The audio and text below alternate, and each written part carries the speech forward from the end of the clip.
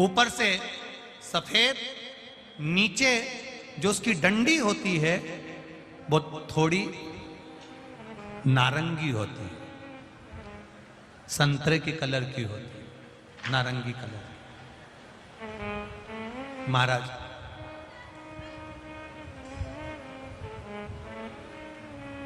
रात्रि में खिलने वाला ये फूल, रात्रि में जो फूल खिलता है ये पारिजात का, और हार श्रृंगार का जो ये पुष्प है जिसको हार श्रृंगार भी कहते हैं, पारिजात भी कहते हैं, और कहीं कहीं इसको शिरडली का पुष्प भी कहते हैं।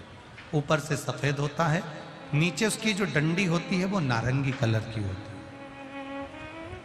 शिव कथा कर रही है, शिव महापुराण का चरित्र कर रहा है। जिस समय पर संतान की प्राप्ति नहीं होती या किसी कारण से हमारे यहां वंश की वृद्धि नहीं होती, तब देवाधिदेव महादेव की आराधना पारिजात के फूल से करी जाती है। अब उस पुष्प को चढ़ाने का एक तरीका है, जरा ध्यान दीजिएगा। पंचपुष्प शिव महापुराण की कथा आप लोग सुनने के लिए बैठे हो, बड़ी आस लगाकर बैठे हो, उसको समझिएगा। पारिजात का जो फूल शिव जी को चढ़ता है, भगवान देवाधिदेव महादेव को चढ़ता है, जैसे ये शिवलिंग है, मान लो ये शंकर भगवान का शिवलिंग है, ये जलाधारी है, ये जल नीचे गिरने का स्थान। आप लोगों ने पहले कथा सुनी है ना सबने, आपको सबको मालूम होगा। राइट में गणेश जी का स्थान, लेफ्ट में कार्तिकेय का स्थान, बीच में अशोक सुंदरी की जगह। जहां पर यह शिवलिंग रखा है वो माता पार्वती जी का हस्त कमल, शिवलिंग के रूप में, शंकर भगवान के रूप में यह शिवलिंग है। ऊपर से जो एक एक बूंद जलाधारी नीचे गिरती है वो शंकर भगवान की 5 लड़कियां, जया, विषहरा, शामली बारी, दौतली और देव, ये शंकर जी की 5 बेटियां हैं। वंश वृद्धि के लिए, कार्य सिद्धि के लिए, वैभव प्राप्ति के लिए, या अपने हृदय की सुख समृद्धि के लिए, संतान प्राप्ति के लिए पारिजात हार श्रृंगार के फूल की शिव जी को आराधना होती है। हार श्रृंगार का जो पुष्प होता है, अशोक सुंदरी वाली जगह पर हम पारिजात के पुष्प को समर्पित करते हैं। उसकी डंडी का जो मुख है वो शिवलिंग की ओर होता है जब अपन अशोक सुंदरी पर चढ़ाते हैं, और फूल का मुख इधर होता है। वापिस उसी पारिजात के पुष्प को उठाकर हम माता पार्वती जी के हस्त कमल पर, जो गोल हस्त कमल है, वहां समर्पित करते हैं। उस जगह पर माता पार्वती जी की ओर से जो पुष्प समर्पित किया जाता है, उसकी डंडी पारिजात की हमारी ओर होती है, पुष्प का मुख महादेव की ओर होता है। तीसरी जगह जब हम पारिजात के पुष्प को अशोक सुंदरी पे से उठाकर जगत जननी के हस्त कमल पर रखते हैं, हस्त कमल पे से उठाकर देवाधिदेव महादेव के शिवलिंग पर रखते हैं, उस समय पर पारिजात के पुष्प की डंडी शिवलिंग के ऊपर होती है और फूल का मुख अपनी ओर होता है। इस जगह पर पारिजात के पुष्प की डंडी के केसर से ही महादेव को त्रिपुंड लगाया जाता है और महादेव से प्रार्थना करी जाती है। अब पारिजात के फूल का केसर कैसे बनाना है वो भी एक बार आप लोग अच्छे से समझे। जैसे मान लो अभी पारिजात का तो फूल यहाँ पर नहीं है, पर आप टीवी पर दर्शन कर रहे होंगे। पारिजात पुष्प की जो पीछे की डंडी होती है, फूल सफेद और पीछे जो डंडी होती है नारंगी कलर की, केसरिया कलर की, उसको तोड़ लिया जाता है। तोड़कर ऐसी 25-50 फूल की पीछे की डंडी को तोड़कर उसको रख दिया जाता है। उसको धूप में नहीं सुखाते, केवल घर में उसको एक कटोरी में या थाली में रख दो, वो धीरे धीरे सूख जाएगा। सूखने के बाद उसको पीस लो, पीसकर उसका चंदन तैयार हो जाएगा पारिजात फूल की उस डंडी का। और जिस समय वंश के लिए, सिद्धि के लिए, कार्य सिद्धि के लिए या वैभव प्राप्ति के लिए हम पारिजात का पुष्प देवादिदेव महादेव को समर्पित करते हैं, उस समय इसी को पानी में घोलकर देवादिदेव महादेव को जब आप लगाएंगे तो जैसे केसर घुलती है, केसर का जैसे कलर होता है, केसर जैसी सुगंध करती है, वैसे की वैसे ही ये पारिजात की जो डंडी आप लोगों ने सुखाई है, वही डंडी का जो चंदन बनाया है, शिव जी को लेपन करा है, उस समय पर अपने हृदय की बात आपने जो देवादिदेव महादेव को कही है, बस वही सुगंध हमारे जीवन में आना प्रारंभ हो जाती है। वो पारिजात हार श्रृंगार। अब जरा ध्यान दीजिएगा, हार श्रृंगार के पुष्प, पारिजात का जो पुष्प है, सोमवार की अष्टमी पड़ने पर यदि हम देवादिदेव महादेव की पारिजात के फूल से आराधना करते हैं, स्मरण करते हैं, तो उसका फल भी हमें अधिक प्राप्त होता है। पारिजात का पुष्प, हम तो यहां तक कहेंगे अगर आपके यहाँ हार श्रृंगार का पेड़ लगा हो, पारिजात का पुष्प यदि आपके यहाँ होता हो, रात को खिलता है, सवेरे मिलता है, ऐसा पारिजात का अगर वृक्ष आपके यहाँ लगा हो तो प्रयास कर लो। 12 महीने शिवरात्रि आती है,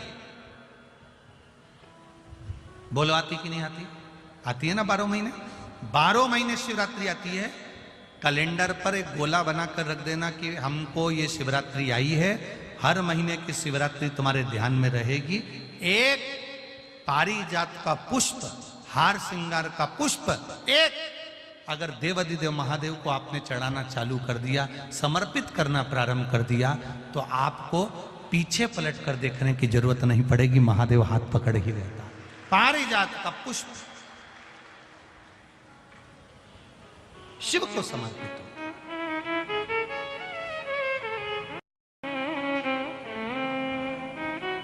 सफेद कलर का पुष्प है, आप टीवी पर दर्शन कर रहे होंगे, केसरिया कलर की, नारंगी कलर की उसकी डंडी है, भगवान शिव को समर्पित पारिजात। देवताओं को जो पुष्प चढ़ता है, उस फूल को अगर कोई पेड़ पे से, डाली पे से तोड़ा जाता है तो नहाकर नहीं तोड़ते।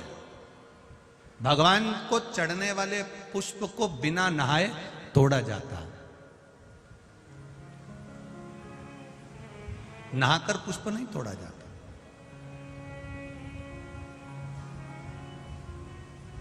कितने लोग हैं जो बगीचे से फूल तोड़ते होंगे तो नहा के तोड़ लेते होंगे, और कितने लोग हैं जो बगीचे से पुष्प तोड़ते हैं तो सुबह सुबह उठे, मंजन आदि करा, हाथ पैर धोया, बगीचे में गए, डाली पे से फूल तोड़े और भगवान को समर्पित करे। वायु पुराण, वायु पुराण का शब्द कह रहा है, भगवान को समर्पित होने वाले पुष्प जब आप तोड़ते हैं, लेकर आते हैं, और पुष्प का एक नियम है, पुष्प धोया भी नहीं जाता। पुष्प को पानी में धोते नहीं, जैसा डाली से मिला है बस उसको लिया, रख दिया। जब आप पूजन करने के लिए बैठे और पूजन के समय पर उस पुष्प को तुमने उठाकर भगवान को समर्पित किया, भगवान को चढ़ाया, भगवान को समर्पित करना प्रारंभ करा। अब आप लोग कहेंगे गुरुजी शरीर बासी है, शरीर हमारा, बताओ हम स्नान करे नहीं है और स्नान नहीं करे और फूल तोड़ लिया तो वो फूल अशुद्ध नहीं हो गया? वो फूल शुद्ध ही नहीं हुआ। वायु पुराण कह रही है, वायु पुराण वर्णन कर रही है, भगवान को चढ़ने वाला पुष्प जब हम डाली पे से उतार कर लेकर आते हैं और लाकर हम भगवान के पास में कहीं स्थान पर रख देते हैं, और स्नान करने के बाद जब हम शंकर भगवान को याद, कोई भी, राम जी को, कृष्ण जी को, ठाकुर जी को, देवी जी को वो पुष्प जब समर्पित करते हैं तो उससे ना जाने कितने कितने दोष हमारे जीवन के समाप्त हो जाते हैं। ये वायु पुराण वर्णन कर रहे हैं। ना जाने कितने कितने दोष हमारे समाप्त हो जाते हैं। ये वायु पुराण कर रहे हैं। ये वायु पुराण कर रहे हैं। अब पुष्पदंत गए, देखते देखते चित्ररथ राजा के बगीचे में प्रवेश कर रहे हैं। अब चित्ररथ राजा के बगीचे में प्रवेश कर, बड़ा सुंदर बगीचा था, बड़ा सुंदर, देखकर मन में उमंगता आ गई कि मुझे इसमें से पुष्प तोड़ना है। राजा चित्ररथ के बगीचे में प्रवेश कर गए, बिना पूछे, बिना जाने, बिना बात करे, बस बगीचे में गए और फूल तोड़कर, पत्तियां तोड़कर लेकर आ गए और लाकर उन्होंने भगवान शंकर को समर्पित करना प्रारंभ किया।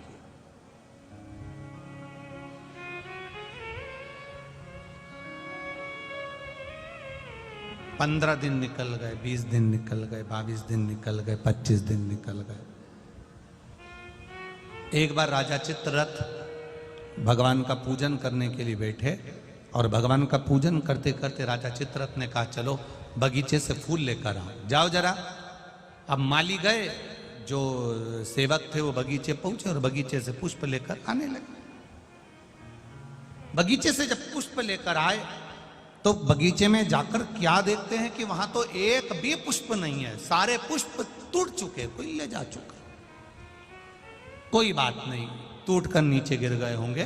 दूसरा दिन हुआ, तीसरा दिन हुआ, चौथा दिन हुआ, पांचवा दिन हुआ। रोज बगीचे से फूल गायब हो जाते हैं, रोज बगीचे से फूल समाप्त हो जाते हैं और वो फूल मिल नहीं पाते हैं। बड़ा दुखी होते हैं राजा। आज राजा को क्रोध आ गया, आखिर बगीचे में से फूल चुरा कौन रहा, पता नहीं। हमने बहुत ढूंढा पर मिल नहीं रहा, बहुत प्रयास करा पर मिलता नहीं है।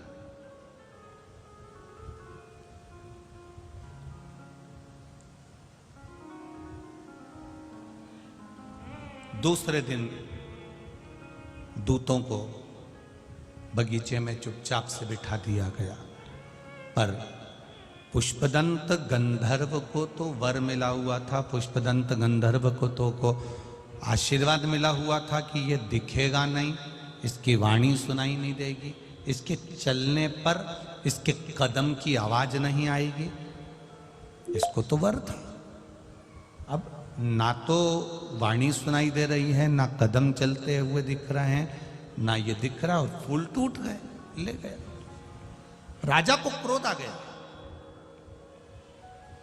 चित्ररथ राजा ने विचार करा कि मेरे यहां से रोज फूल जा रहे हैं, पकड़ाई में नहीं आ रहा, तो अब करूं क्या। राजा चित्ररथ भी शिव जी की उपासना करता था, भगवान शंकर का भजन करता था, शिव जी की आराधना में डूबा रहता था। आज उसने विचार करा, शंकर जी पे से चढ़ा हुआ निर्माल्य बेलपत्र उठाया जाए और शिव जी पे से चढ़ा हुआ निर्माल्य उठाकर, बेलपत्र उठाकर बगीचे के आसपास में डाल दिया जाए।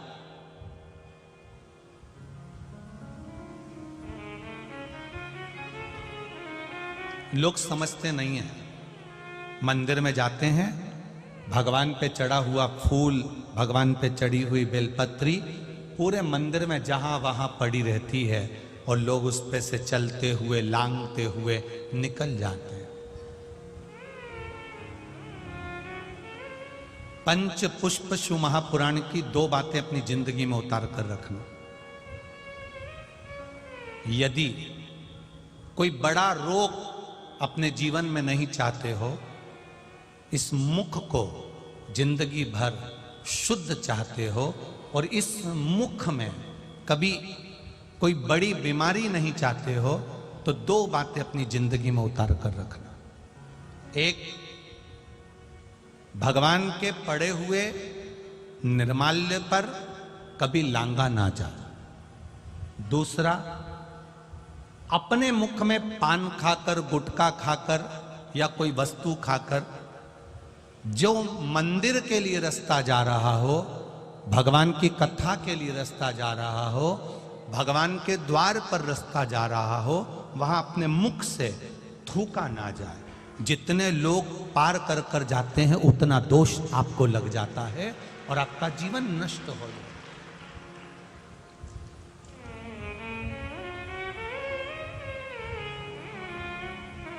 बीच पथ पर, जिस मार्ग से भगवान शंकर का शिवालय जा रहे हो, जिस मार्ग से भगवान के मंदिर जा रहे हो, जिस मार्ग से अगर कोई नारी, कोई पुरुष, कोई बच्चा, कोई बूढ़ा, कोई व्यक्ति एक लोटा जल लेकर भी अगर भगवान के मंदिर जा रहा है, उस मार्ग पर, बीच मार्ग पर अगर कोई थूकता है और उस थूक को जितनी बार लोग लांग कर मंदिर के द्वार तक जाते हैं, उतना उतना रोग इस शरीर के अंदर बढ़ता चले जाता है। इसलिए हमारे यहाँ पहले के समय में, आज के लोगों को तो स्मरण है कि नहीं है, पहले तो थूकने के लिए भी एक पीक दान होता था जिसमें थूका जाता था। आज के जमाने में तो आदमी पूरी पृथ्वी को पीक दान बनाकर रखा है, जहां मर्जी पड़ती है वहां थूक देता है।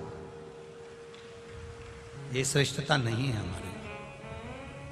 ये वसुंधरा, ये पृथ्वी, ये वसुंधरा, ये भूमि माता, ये पृथ्वी माता, जिसकी गोद में हम पाल पोस कर बड़े हुए हैं, जिसका दिया हुआ अन्न हम पा रहे हैं, जिसके आनंदमय आशीर्वाद से हम अपनी जिंदगी जी रहे हैं, इस पृथ्वी को भी नमन करना चाहिए, नमन, प्रणाम करना चाहिए।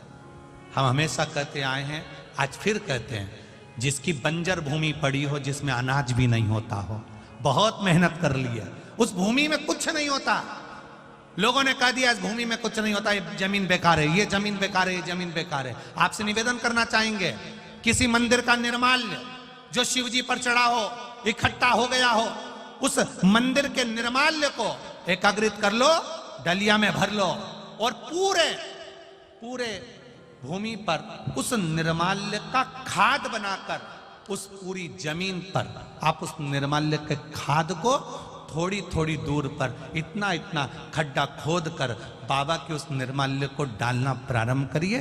क्यों?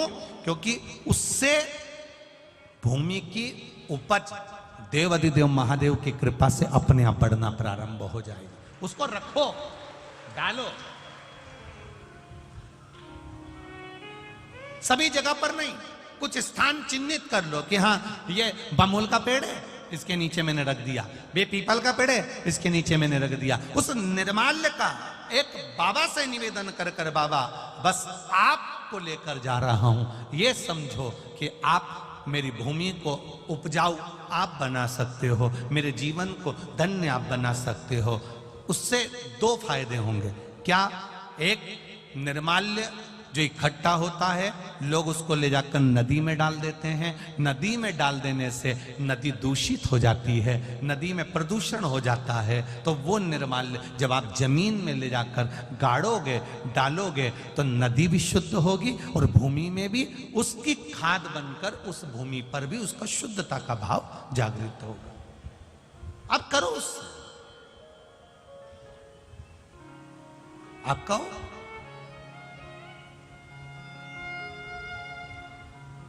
हर कहीं थूक देना, हर कहीं पर पान खाकर थूक दिया, तंबाकू खाकर थूक दिया, कहीं पर भी तुम्हारा मन पड़ा और तुमने पिचकारी, ना ना ना ना ना, शिव पुराण कर रही है, उससे हमें दोष लगता। उस दोष का वर्णन कई लोग कहते हैं, ये तो कुछ खाता ही नहीं था, ये तो बहुत अच्छा व्यक्ति था, इसको इसी बीमारी हो गई, इसको ऐसा रोग हो गया। कहां से हो गया? कारण क्या है? ये रोग आया कहां से? हो सकता है इसकी आदत में था, घर से निकलता था, कहीं देवालय शिवालय पढ़ता था, ध्यान नहीं दे पाता था, थूक दिया, उस पे से निकलकर लोग जाते रहे, मंदिर पहुंचते रहे, उसका दोष जिंदगी में आ जाता है, वो दोष है। पहले के समय में गांव के लोग तो आज भी जानते होंगे कि पहले पीक दान चलता था, आप लोगों के स्मरण में होगा, कभी कभी आप लोगों ने देखा भी होगा, छोटा सा रहता था, उसमें लोग थूक देते थे, उसमें लोग कुल्ला कर देते थे, पर यहाँ वहाँ लोग नहीं थूकते थे, पर चला, अब लोगों ने वो चालू कर। दो चीजें स्मरण में रहे, कोटेश्वर बाबा का दर्शन करने जाओ, महाकाल बाबा का दर्शन करने जाओ, ओमकारेश्वर बाबा का दर्शन करने जाओ, चाहे तुम्हारी मर्जी पड़े, जिस शिवालय में दर्शन करने जाओ, जिस मंदिर में दर्शन करने जाओ, उस मंदिर में अगर कोई बेलपत्री जमीन पे पड़ी है, कोई फूल पड़ा है, आप दर्शन करने आए हो ना, उसको उठाकर किसी एक कोने में, किसी एक जगह पर ले जाकर पटक दो। कहीं थोड़ा सा भी अगर पुष्प और निर्माल्य रास्ते में पड़ा है, उसको कोई लांगेगा, उसका दोष हमको लगेगा, इसलिए उसको उठाकर कहीं एक और रख दिया जाए, रख दो उसको।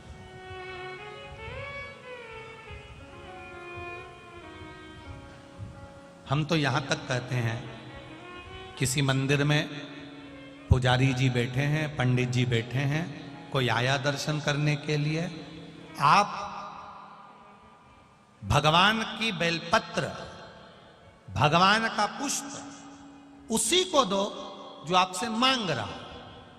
कई बार विद्वज्जन उस फूल को, उस बेलपत्री को उठाकर उसको दे देते हैं जो उसका मोल नहीं समझता, और बाद में उसको ले जाकर कहीं पटक देता है। गंधर्व पृथ्वी पर भ्रमण करने के लिए आया, और जब पृथ्वी पर भ्रमण करने के लिए पुष्पदंत गंधर्व आता है, पुष्पदंत गंधर्व जब पृथ्वी पर भ्रमण कर रहा होता है, भ्रमण करते करते इसकी एक आदत थी भगवान शिव की भक्ति करना, भगवान शंकर का भजन करना, भगवान शंकर का स्मरण करना, शिव जी की आराधना करना, शिवलिंग की पूजन करना। अब पुष्पदंत गंधर्व ने विचार करा कि मैं पृथ्वी पर आ गया हूं, क्यों ना यहां शंकर के शिवलिंग का निर्माण करूं और उसका पूजन करूं।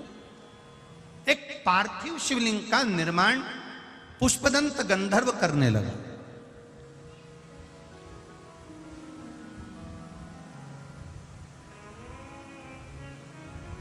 और पार्थिव शिवलिंग का निर्माण कर कर उसका पूजन करता, कहीं से फूल पत्ती मिल जाते समर्पित कर देता। एक बार उसके मन में आया कि चलो जरा मैं भ्रमण कर कर आता हूं। भ्रमण करते करते करते करते राजा चित्ररथ के सुंदर उद्यान में, सुंदर बगीचे में पहुंच गए। कभी कभी आप भी जाते जाते रास्ते में किसी का पौधा देख लेते हो, किसी का पेड़ देख लेते हो, किसी का बगीचा देख लेते हो, किसी की वस्तु देख लेते हो, आपके भीतर भी वो भाव जागृत हो जाता है कि ये अच्छा फूल है, मैं भगवान के लिए तोड़ लेती हूँ। अभी नवरात्रे चल रहे हैं, लाल कलर का वो फूल होता है ना, तो लोग किसी के भी पेड़ से, किसी के भी बगीचे से, किसी के यहाँ से भी तोड़ कर ले आते हैं, देवी जी को चढ़ा देते हैं, बड़े प्रेम से पल्लू वल्लू लेके खुश होके। तुम सोचती हो कि देवी मैया प्रसन्न हो गई, देवी जी कह रही हैं अरे वो चोटी, बताओ, दूसरे के घर का चुरा कर लिया, दूसरे के घर का उठा कर लिया, दूसरे का सामान लेकर आ गई और चढ़ा कर कह रही है कि मैंने भगवान का पूजन कर दिया, भगवान की आराधना कर दी, भगवान की सेवा कर दी। ना ना, जैसे अपने घर का एक लोटा जल लेकर जा रहे हो, अगर किसी के यहां तुमने पूछ लिया कि हमें आपके बगीचे का फूल ले जाएं, वो आज्ञा दे दे तो ले जाओ।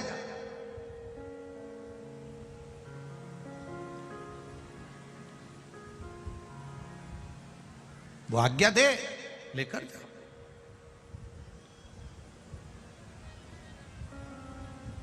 आज्ञा होने के बाद में फूल शिव जी को चढ़ा रहे हो तो वायु पुराण कहती है, वायु पुराण वर्णन करती है। आप लोगों को तो मालूम होगा, आप लोग क्योंकि सब कोटेश्वर के पास के हो, तो आप लोगों के तो स्मरण में होगा कि शंकर भगवान को या देवताओं को जो पुष्प चढ़ता है, उस फूल को अगर कोई पेड़ पे से, डाली पे से तोड़ा जाता है तो नहाकर नहीं तोड़ते, भगवान को चढ़ने